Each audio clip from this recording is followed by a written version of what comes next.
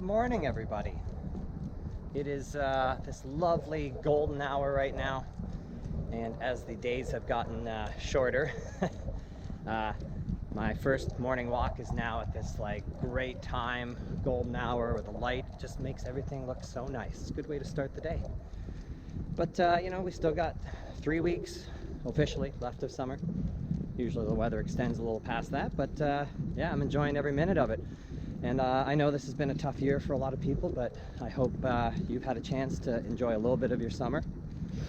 I've got Dutch here. Dutch is just in for boarding with us.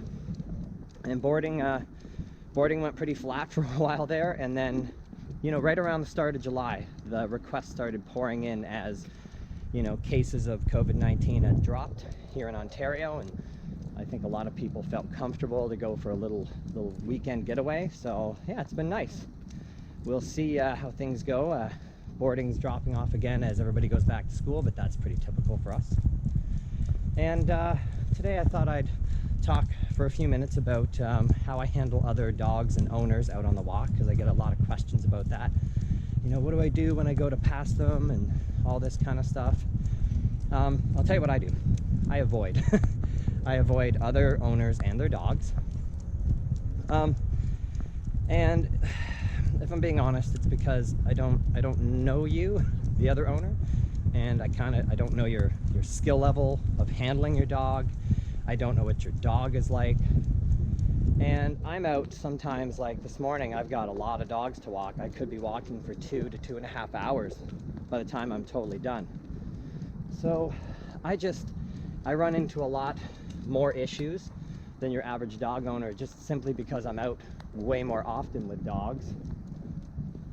And I've had all kinds of things happen. I've had, like, you know, I've had dogs that look like they're going to be okay, and then just as we go to pass, they lunge out at the dog that I have here. I've had dogs lunge at me.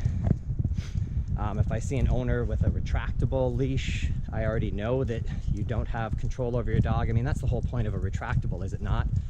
To give the dog more freedom and to actually have less control over the dog. Really, that's what's going on. So I just avoid. I tend to take nice, quiet suburb streets like this, because then I can always cross the road if I need to. It gets a bit more difficult if I'm walking on a main road, but I always give at least about 9 feet to the other owner. Do you know why I'm selecting that weird number, 9 feet? Because if you've got a standard 6-foot leash, plus the length of your arm, if your dog goes to lunge to the end of it and you can at least hold on to the handle, then that's about 9 feet. That's a pretty big bubble where your dog can lunge to me. So, I mean, if it's a quiet street like this, I might just step on to the road to go around, or often I just cross the street. And I've always kind of done this, so, you know, instead of looking like such a weirdo nowadays, at least with what's going on in the world, it looks pretty common to just cross the street and avoid other people. But that would be my advice. That doesn't mean you don't socialize your dog, but I'm not going to get into this again, but on-leash meetings are just a huge no-no. If you want to know why, go back and look at any one of the half-dozen videos I made on why not to do on-leash meetings and all the ramifications and consequences it could lead to. So there's way better ways to socialize your dog than with every other dog you see in the neighborhood while you're out for a walk.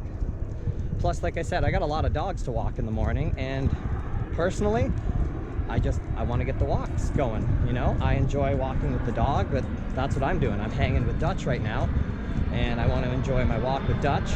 I don't want to have to stop and meet every dog and owner I see.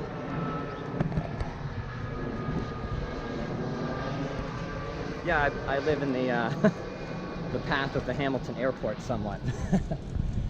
Okay, but that's how I handle it. I just avoid. There's no need for on-leash meetings, and there's no need to go that close to another dog and their owner. You never know. You never know what's going to happen if you get too close. So that would be my suggestion. Anyway, my shoulder's burning, and I'm going to get back to walking Dutch, so I'll see you later.